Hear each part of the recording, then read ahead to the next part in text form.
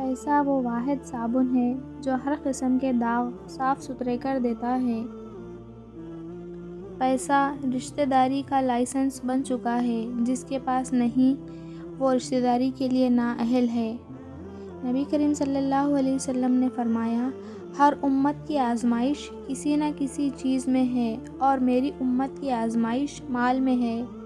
یہ کاغذ کے وہ ٹکڑے ہیں جن میں اتنی طاقت ہے کہ وہ لوگوں کی محبتیں، وفاداریاں، رشتہ داریاں، بھائی چارہ، انصاف، اعتماد اور دنیا کی ہر شے خرید سکتی ہیں۔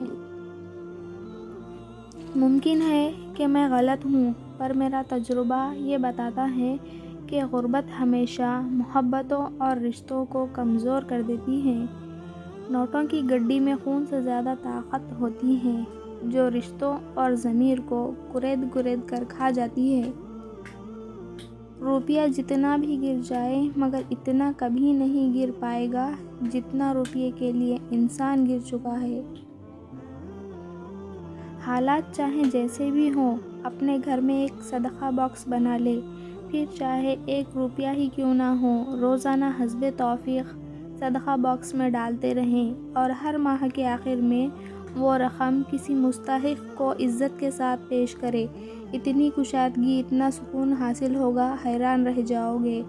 محبت دیکھ لی ہم نے زمانے بھر کے لوگوں کی، جہاں پر کچھ دام زیادہ ہوں وہاں انسان بکتے ہیں۔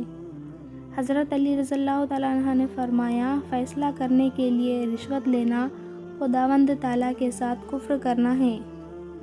قرض لینے سے بچو، کیونکہ قرض رات کا غم اور دن کی رسوائی ہے۔ آج کل صرف پیسے کی اہمیت ہے، ہنر سڑکوں پر تماشا کرتا ہے، قسمت محلوں میں راج کرتی ہے۔